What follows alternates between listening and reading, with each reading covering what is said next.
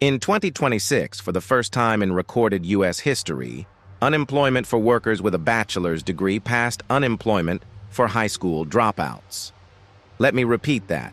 The people who skipped college are now more employable than the people who paid $200,000 to finish it. This is the AI extinction event nobody warned you about, and the data is worse than you think. Here's the collapse in one chart. From 2000 to 2022, unemployment among workers with advanced education in the U.S. hovered between 2 and 4%. That was the deal. Get the degree, get the job. Look at what happened after ChatGPT launched. The U.S. line breaks upward. So does the U.K. So does Canada.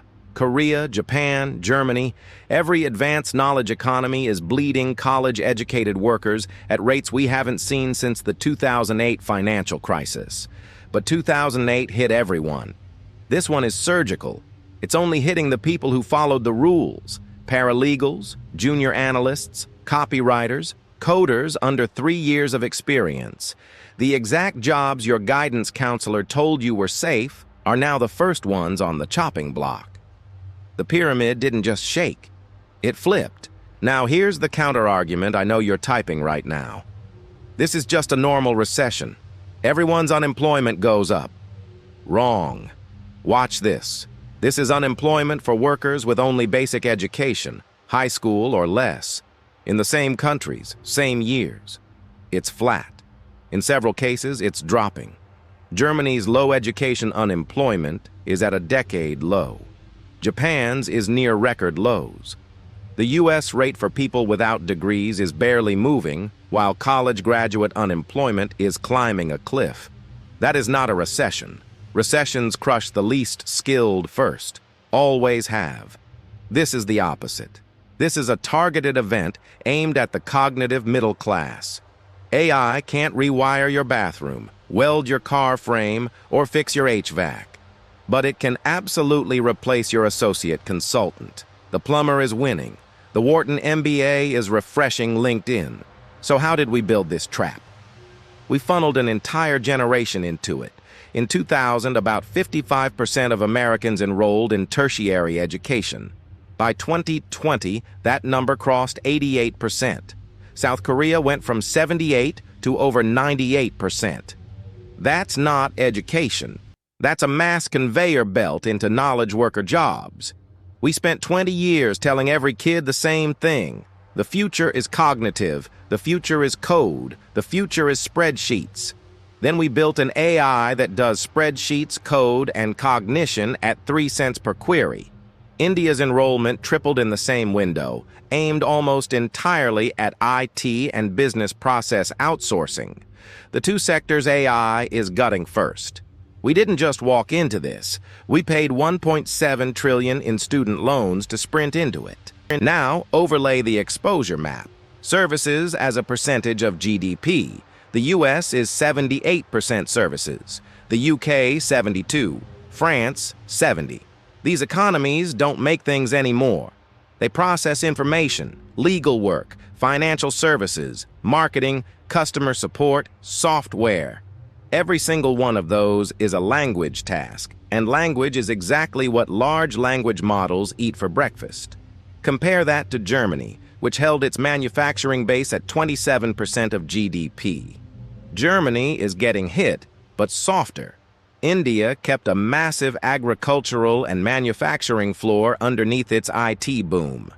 The countries that bet everything on the knowledge economy are now the most exposed. The post-industrial dream turned into the pre-unemployment pipeline. Here's the cruelest part. The countries getting hit hardest are the ones that funded the weapon. U.S. R&D spending hit 3.5% of GDP. South Korea crossed 4.9%, the highest on the planet. Japan, Germany, France all pouring record sums into artificial intelligence research. These nations are literally paying to automate their own labor forces. Every dollar Korea spends on AI research increases the probability that a Korean college graduate cannot find a job. This isn't a bug. It's the entire business model. Silicon Valley isn't building AI to help you. It's building AI to remove you from the payroll. And Wall Street is rewarding it. The S&P's AI-exposed firms are up triple digits while their headcount drops. Productivity is decoupling from employment for the first time in modern economic history. Put it all together and the verdict is brutal. Countries that overbuilt knowledge economies, overproduced graduates, and overfunded AI research are experiencing the fastest white-collar job destruction ever measured. The G7 is losing degree-holder jobs at rates that dwarf every previous downturn. Meanwhile, welders, electricians, plumbers, HVAC techs, the people we mocked for skipping college, have negative unemployment.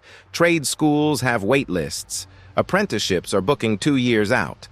The prestige hierarchy of the last 40 years is inverting in real time.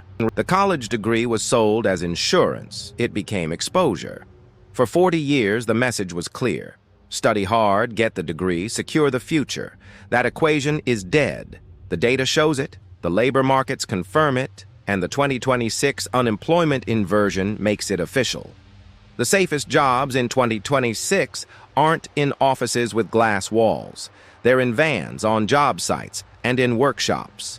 AI didn't come for the working class. It came for the people who thought they'd escaped it. And the countries that built their entire GDP on knowledge work are about to find out what happens when the knowledge is free. If you want the charts before the headlines catch up, subscribe. We only run stories the data actually supports. No vibes, no hot takes, just the numbers before they hit your paycheck.